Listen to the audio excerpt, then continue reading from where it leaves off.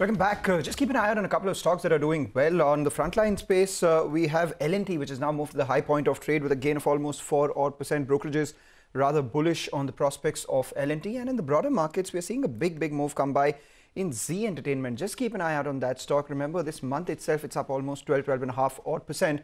So it has been buzzing around a fair bit. So we will watch out for any development that takes place in Zee Entertainment. But talking about stocks that are moving and ideas for profit, this is our special segment where we get you some of them from our team at Money Control Pro.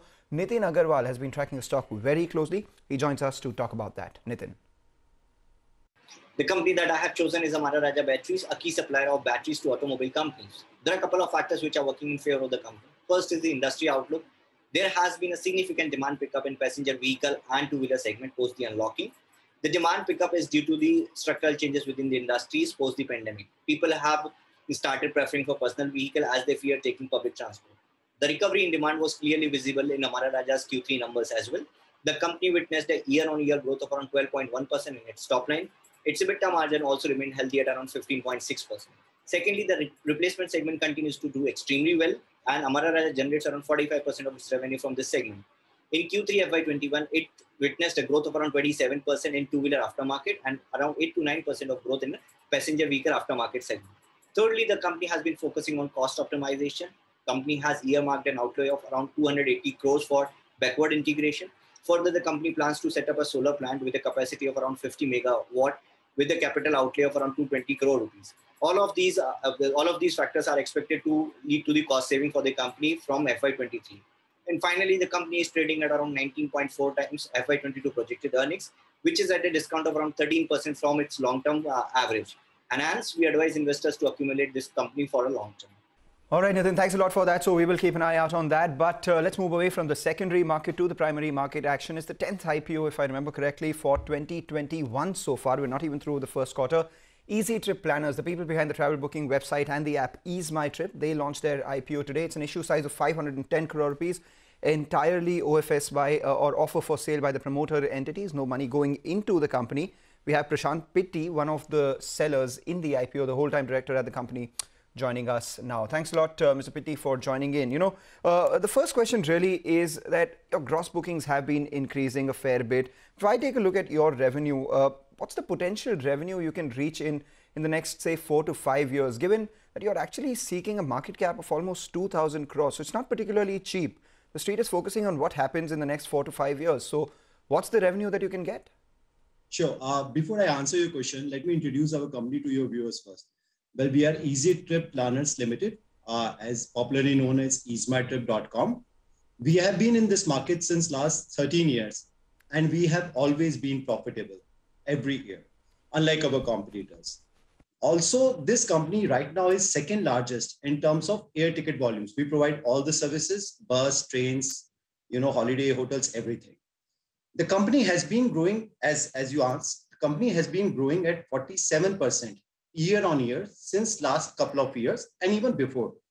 The reason primarily for our growth is basically we do not charge convenience fees. We give customers an option to not to pay convenience fees, because of which the prices usually which command are cheaper when you compare to our competitors. The core philosophy of our company is that we believe in a country like India, if we can offer a product at cheaper price, then we may not need to do marketing. And with this philosophy, yeah, we take that point, Prashant. We do have, all the details running for our viewers as graphics as well on screen.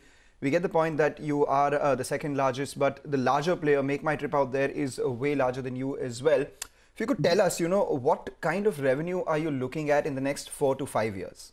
Well, we would want to sustain our growth of 47% year on year to catch up with the larger player. That's the gross volume you're talking about? Or? That is the gross volume we're talking about, and we are profitable. So our profitability has also been increasing at a pace of around 23-24% on year, and we would want to continue going forward, marching forward from there onwards. Prashant, you said that you don't charge those convenience fees, and your users will be very happy and your customers will be very happy as well. But, in other industries, whether it's the telecom industry or even the brokerage industry, where there is some price cuts, competitive pricing is put out there, you see market share gains. In your case, you're still hovering in those single digits odd. So where do you see your market share heading, given the fact that you're talking about, continuing growing at a fast clip? Can you hit to double digits? And if yes, by when? So I could actually give you the recent number. For the last 9 months, our total air ticket volume was at 3.2 million. Air ticket segments was 3.2 million, while the top player commanded 8.5 million. So of course we are behind, but we are not that behind. Our base is not that small as what people think. Yes. Get that point. And what are you targeting this market share to be, say, over the next 3 to 4 years? Well, we are working our level best to continue grow our market share as what we have been doing in last 5 years. However, I could also go on and proudly announce the list of anchor investors who have chosen to invest in this company, and we have already accumulated 229 crores from them. True. The names are like of HSBC Global, Nomura Funds, Tata Trustee, Sundaram, Nippon, ICICI, HDFC. Prashant, we do have that detail. Thanks for reiterating that here for our viewers as well. But when you say we have accumulated 229 crores from the anchor investors, it's not the company, it's the promoters. So just wanted to understand, what is the investment requirement for the business, and why did you not go for a fresh inflow as against offer for sale? Well, thank you for asking that question. The company right now has 208 crores sitting in the bank in the format of cash or FD. So the company is pretty cash rich, and we do not have any capex plan going forward, even to the horizon. And on the advice of our bankers, we have chosen to do OFS. Now, we did not choose to do, the IPO right now. We actually applied for our DRHP in January 2020. It got pushed back because of the pandemic. However, our recovery rate was 70% for Q3 of FY21 versus FY20, which was much faster than the industry. Yeah. And with our interactions with the investors and our banker, we felt pretty comfortable to launch IPO right now. The main purpose of launch is basically to get the listing gains. And basically, we believe that since we are a consumer product, by being in the market, by people knowing us already, we will be able to get a lot of tailwinds. All right. Yeah, Prashant, a couple of questions then. You're looking at growing at a faster clip. So number one, what kind of investment would you require, from here on? And point number two, I wanted to ask you, what's your fixed cost on a per annum basis? Oh, well, firstly, we do not require any capex. As I mentioned earlier, it's a technology company. We do not have any retail outlets. For whatever travel purposes, if our customer needs to buy, they can use our app or our website. Okay. So there are no capex from the company's perspective.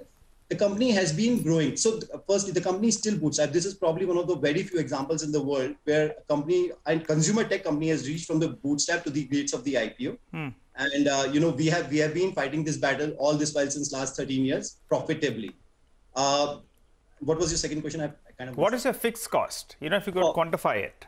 Sure. The fixed cost, which is our employees and our admin cost, is barely even 1% of our GMV. So in FY20, we did business of 4,200 crores. I believe our fixed cost was around at 40 crores for both these things put together.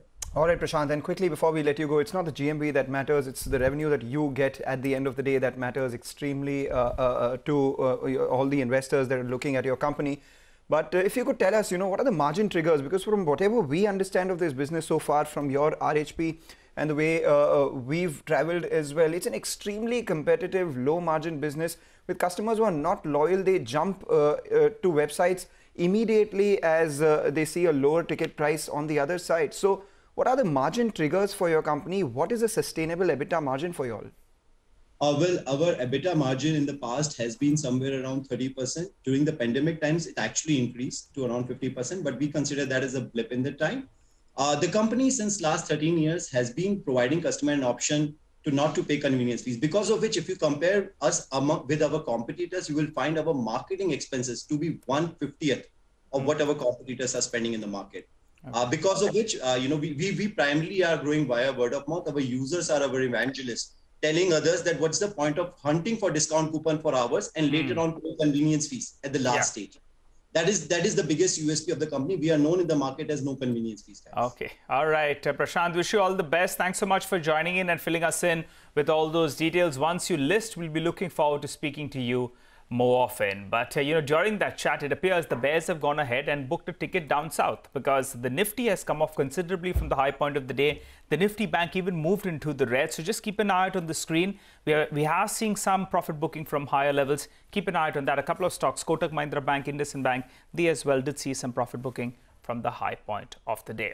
Well, on that note, though, we'll slip into a short break. But as we do that, here's something that you, our viewers, must take note of. CNBC TV 18 and the National Stock Exchange, they've come together to promote investor awareness through a very special campaign. That's Informed Investor, and that empowers you to make the right decisions with your money.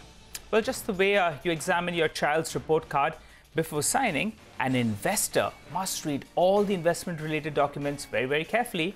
Remember, an informed investor is one who signs only after reading the documents and ensures that he's better safe rather than sorry.